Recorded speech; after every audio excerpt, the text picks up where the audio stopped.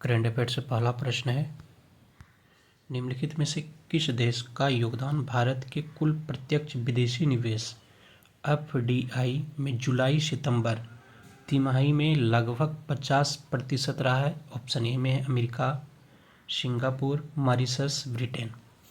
निम्नलिखित में से किस देश का योगदान भारत के कुल प्रत्यक्ष विदेशी निवेश में जुलाई सितंबर तिमाही में लगभग 50% रहा है? तो इसका सही उत्तर हो जाएगा सिंगापुर का। ऑप्शन बी सही है। अगला प्रश्न है, भारत के औषधि उद्योग का कब तक 130 अरब डॉलर होने का अनुमान है? ऑप्शन ए में है वर्ष 2030 तक, वर्ष 2032 तक, वर्ष 2035 तक, वर्ष 2050 तक। भारत के औषधि उद्योग का कब तक 130 अरब डॉलर होने का अनुमान है? तो इसका सही उत्तर हो जाएगा 2030 तक। ऑप्शन ए सही है। अगला प्रश्न है कि मरुस्थलीकरण से निपटने हेतु UNCCD COP16 किस देश द्वारा आयोजित अब तक की सबसे बड़ी बहुपक्षीय सम्मेलन है? ऑप्शन ए में है कतर, ईरान, UAE, सऊदी अरब। तो इसका सही उत्तर हो जाएगा सऊदी अरब का। ऑप्शन डी सही है। अगला प्रश्न है, संयुक्त अभ्यास हरिमो शक्ति भारत और किस देश के मध्य में क्रमशः आयोजित किया जाता है?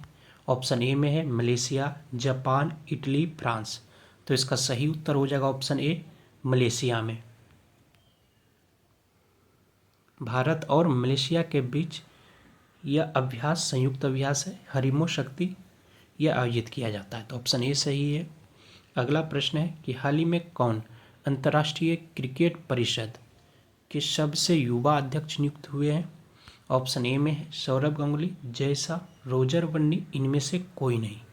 तो इसका सही उत्तर हो जाएगा ऑप्शन बी जयशाह।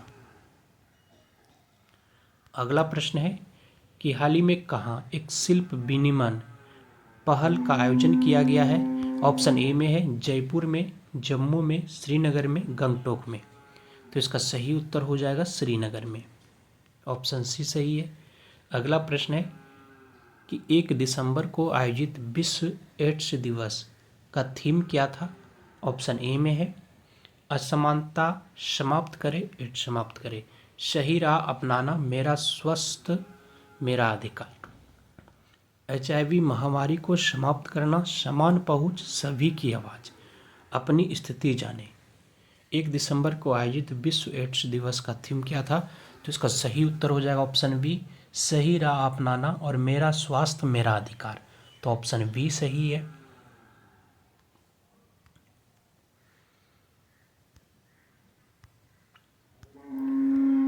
अगला प्रश्न है कि हाल ही में भारत ने नेटवर्क रेडीनेस इंडेक्स NRI 2024 में कौन सा स्थान हासिल किया है? ऑप्शन ए में है 47वां, 48वां, 49वां, 50वां। तो इसका सही उत्तर हो जाएगा 49वां। ऑप्शन सी सही है। अगला प्रश्न है कि 5G सेवाओं की शुरुआत से भारत की मोबाइल ब्रॉडबैंड स्पीड रैंकिंग 118वें से बढ़कर कौन सा स्थान पर पहुंच गया है? ऑप्शन ए में है 15वें, 35वें, 55वें, 105वें। तो इसका सही उत्तर हो जाएगा ऑप्शन ए 15वें स्थान पर पहुंच गया है।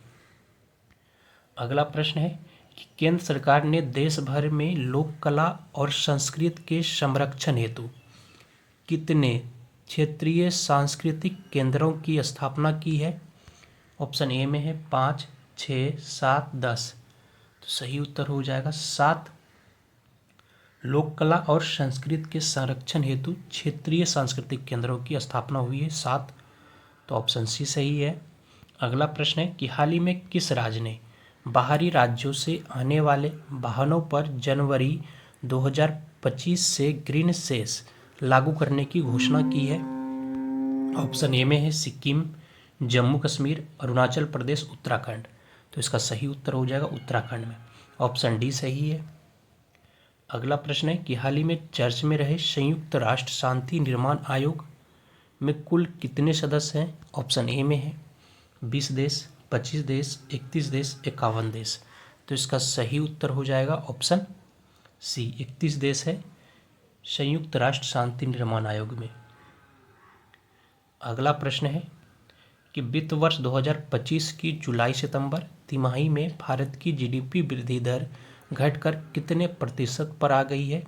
ऑप्शन ए में है 3.4%, 4.4%, 5.4%, 6.4%। तो इसका सही उत्तर हो जाएगा 5.4% पर आ गई है, तो ऑप्शन सी सही है। अगला प्रश्न, भारत का पहला वर्टिकल लिफ्ट रेल पुल नया पंबन ब्रिज कब चालू हो जाएगा?